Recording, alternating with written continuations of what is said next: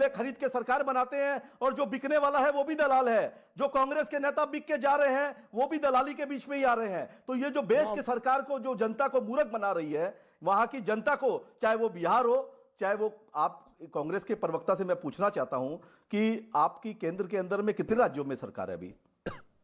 कितने राज्यों में सरकार है आपकी? आपको यह नहीं पता कि किस राज्य में आपकी कल सरकार रहेगी कि नहीं रहेगी। वहां पे आपके लोग ही आपस में लड़ते हैं, आप अपना सेंट्रल नेतृत्व ही मजबूत नहीं है।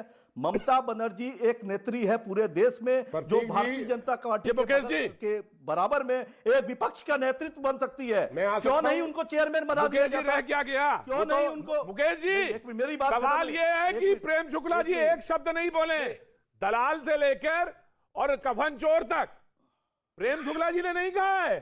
ध्यान देखिएगा, गौर करने वाली बात है। ये कहा है टीएमसी के नेता ने। ममता बनर्जी एक भारतीय है जी।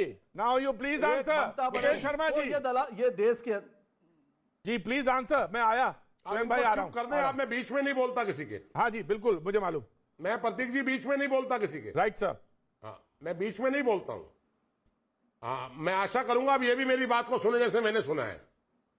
मैं टीएमसी के पुरोहित जी आपको ये कहना चाहता हूं कि आप एक बात का ध्यान रखना कि आप अभी आपके मुंह से निकला उनको चेयरमैन क्यों नहीं बनाया जाता है। क्या ममता बनर्जी के अलावा इस देश के अंदर और काबिल नेता नहीं है? दूसरी बात, आप अपने मुंह राहुल गांधी और सोनिया गांधी के बिना नहीं है।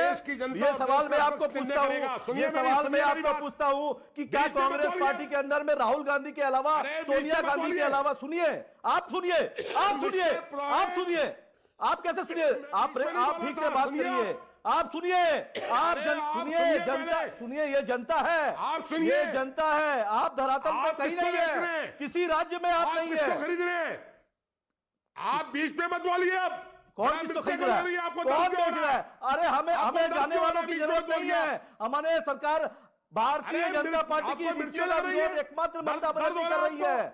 भारतीय, आप यहाँ टीवी चैनल में कितना भी चिल्ला लीजिए, सुनिए, आपने जनता पार्टी के बगल बराबर में विपक्ष का एक ही चेहरा है, उसका नाम है ममता बंदोपाध्याय। पश्चिम बंगाल की जनता ने भारतीय जनता पार्टी को उठा लिया। आपकी बंगाल में शून्य सुनाई है। देश तय करेगा कौन चेहरा है, आपको देश की जनता तय करेगी। आप कौन होते हैं तय करने वाले? तो आप कौन होते हैं तय करने वाले? एमएलए जीत के आते, सुनिए। अरे मिस्टर पुरोहित सुनिए, की सरकार कहाँ चली गई? आपने एक शब्द कहा जो बिकते हो दलाल है। मुकेश जी, क्या सुष्मिता देव को खरीदा आपने पैसे देकर? आप बिगड़े वाले लोग हैं। सुष्मिता देव को आपने पैसे देकर खरीदा? मैं आपसे पूछ रहा हूं, आपने कहा बिकते हैं? जो बिक रहा है वो कौन है? अरे आपने खरीदा उनको, आप एक्सेप्ट कर रहे हैं? कितनी बोली लगाई है बताइए? देख रहे हैं ना जनता को, आप खरीद रहे हैं। भोली भाली जनता को आप लोग धोखा दे रहे हैं। इसका मतलब आपके दल में जा रहे हैं, उनको खरीद रहे हैं। पूरा देश देख रहा है। अरे आप आज जो एमएलए खरीद रहे हैं बंगाल में, खरीद रहे हैं आप भी? छत्तीसगढ़ सब। अरे आप खरीद रहे हैं, नहीं खरीद रहे हैं? जनता देती है वोट, पब्लिक आपने जनता देती है। और गोवा में भी अगली सरकार। डिबेट आगे बढ़ाता हूं मैं, डिबेट को मैं आगे खोलता हूं, डिबेट को आगे।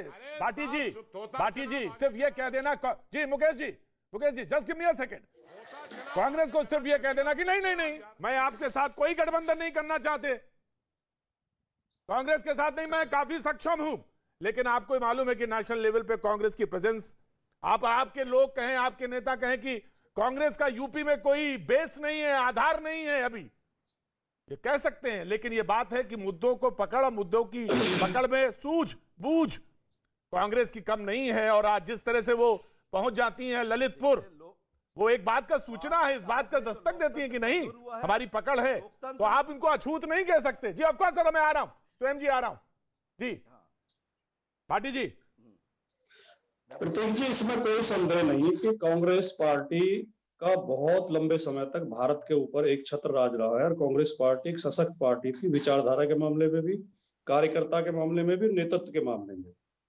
लेकिन ये भी उतना ही सच है कि कांग्रेस 2014 के बाद से खास तौर से लगातार कमजोर होती जा रही है। तीनों ही मामले में कांग्रेस में अब नेतृत्व का घोर अभाव है। 2-4 कहीं इवेंट कर देने से या 2-4 शो कर देने से कोई पार्टी खड़ी नहीं हो जाया करती। उसके लिए एक पूरी टीम चाहिए होती है, बूथ लेवल तक कार्यकर्ताओं का एक पूरा नेटवर्क चाहिए होता है, एक पूरा एक सिस्टम चाहिए होता है, कैडर चाहिए होता है। जो कि कांग्रेस के पास नहीं है। और कैडर जब खड़ा होता है, जब नेतृत्व लगातार जनता से जुड़े मुद्दों पर लगातार जनता के राजकुमार बीच भाटी रहते हैं, जी, भाटी जी, भाटी जी, मैं आज डिबेट में आ रहा हूं, मुकेश जी आ रहा हूं। तो क्या यह मान लिया जाए कि करीबन 3-4 दशक तक बीजेपी जो है अनचैलेंजेबल है, उसको चैलेंज नहीं दिया जा सकता, उसके सामने हमारे सामने से मतलब यह है कि इस समय जो राजनीतिक परिदृश्य है उसमें एक चैलेंज नहीं किया जा सकता बीजेपी को। और इसकी एक बाइट है, प्रशांत किशोर जी कह रहे हैं, मैं उन पर नजर डालीजिए, फिर भाटी जी फिर कमेंट करिए। प्रशांत किशोर जी क्या कह रहे हैं, देखते हैं। He is going to be the center of the Indian polity, whether they win, whether they lose, like it was for first 40 years for Congress. BJP is going nowhere. Once you secure 30% plus vote at India level, you are not going away in a hurry. So do not ever get into this trap that people are getting angry and they will throw away Modi. Maybe they will throw away Modi, but BJP is not going anywhere. They are going to be here. You have to fight it out for next many decades.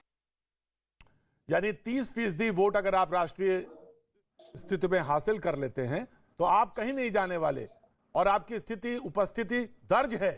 ऐसे में सवाल क्या है कि आप खड़ा नहीं होना चाहते कांग्रेस का नेतृत्व से आपको परेशानी है, कांग्रेस की विचारधारा को लेकर कोई दिक्कत है, या बीजेपी से लड़ना ही नहीं चाहते?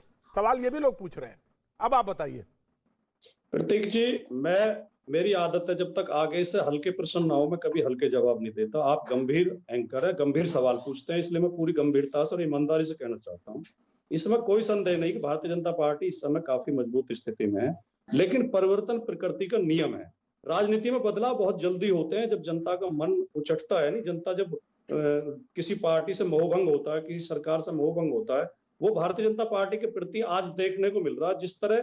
जिस तरह कांग्रेस के नेता 50 साल के शासन के बाद एरोगेंट हो गए थे, घमंडी हो गए थे, कड़वा बोलते थे, पत्रकारों को जवाब नहीं देते थे, और उसी की वजह हुई कि 2014 में कांग्रेस बुरी तरह हारी। आज वही स्थिति भारतीय जनता पार्टी की देखने को मिल रही है। भारतीय जनता पार्टी देखिए 10 महीने से किसान सड़क पर है, भारतीय जनता पार्टी घमंड में है, हम नहीं सुनेंगे। कोई आंदोलन करे, अल्पसंख्यक समुदाय आंदोलन करता है, ये पाकिस्तानी है। छात्र आंदोलन करते हैं, उन्हें धमकाया जाता है, और यूनिवर्सिटियों में घुस के पिटवाया जाता है छात्रों को।